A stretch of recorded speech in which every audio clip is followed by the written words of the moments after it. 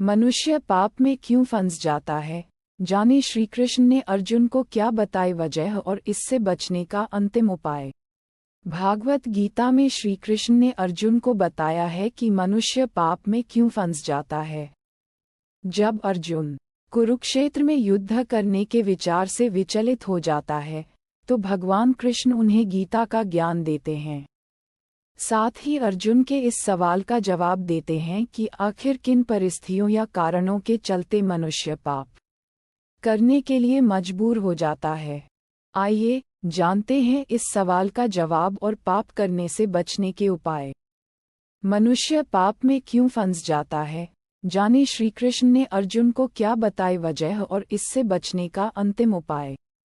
स्वार्थ की अति पाप करने को करती है मजबूर। मनुष्य पाप क्यों करता है? इस सवाल का जवाब देते हुए श्री कृष्ण ने अर्जुन से कहा था कि इस पृथ्वी पर हर मनुष्य अपनी भलाई के लिए कार्य करता है, लेकिन जब व्यक्ति का स्वार्थ बढ़ जाता है तो वे अपने अलावा किसी की नहीं सोचता। उसे केवल और पाने की इच्छा रहती है। इस क्रम में मनुष्य यह नहीं सोचता कि उसके स्वार्थ से किसी अन्य को हानि होगी या दुख उठाना पड़ेगा। उसकी संवेदनाएं मरती जाती है और उसे दूसरों के दुख में भी सुख ही दिखता है। वासना और मोह से अंधा हो जाता है मनुष्य।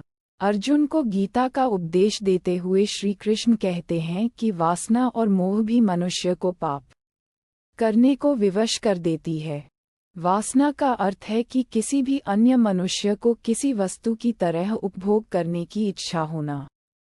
जिस तरह कोई बालक किसी खिलौने के लिए मचल उठता है और जब तक उसे वो खिलौना न मिले बच्चा रोता रहता है और वो शांत नहीं रहता, उसी तरह व्यसक होने पर किसी दूसरे मनुष्य को नैतिकता और संवेदनशीलता से परे जाकर उसे उपभोग करने की इच्छा भी मनुष्य को पाप करने को विवश करती है। व्यक्ति किसी वस्तु या मनुष्य के प्रति मोह बांधता है और उसे पाने के लिए अंधा हो जाता है। क्रोध से बंद हो जाती है बुद्धि। क्रोध आने की कई स्थितियां होती हैं। कई बार अत्यंत पीड़ा भी क्रोध का कारण बनती है, लेकिन क्रोध से व्यक्ति कुछ भी सही नहीं सोच पाता। कुछ देर के लिए ही सही, लेकिन उसकी बुद्धि बंद हो जाती है और वो कुछ भी सही दिशा में नहीं सोच पाता है। जिस तरह धुआं अत्यंत होने पर अग्नि कुछ देर के लिए ढक जाती है और सही स्थिति का पता नहीं चलता, उसी तरह क्रोध भी एक धुएं की तरह होता है, जिसकी अति होने पर आसपास मौजूद कुछ भी चीजें नजर नहीं आती। कुंठा जन्म देती है बुरी भावना।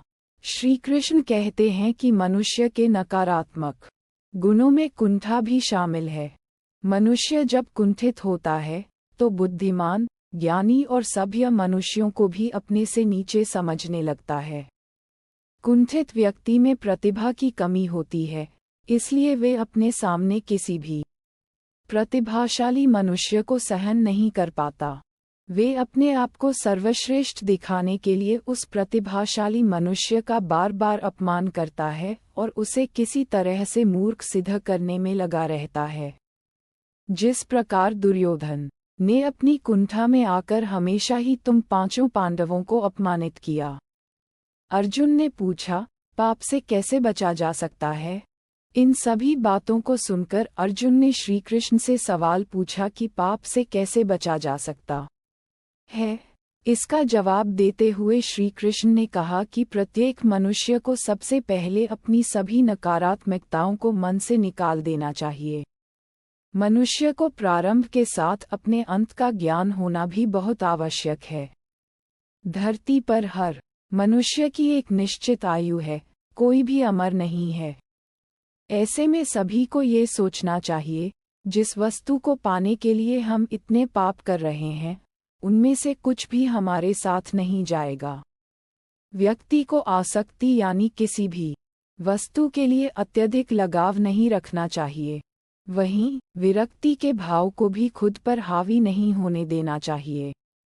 सही गलत की पहचान होना और इस विवेक को हमेशा बनाए रखने से ही पाप करने से खुद को रोका जा सकता है। यही पाप करने से बचने का अंतिम उपाय है।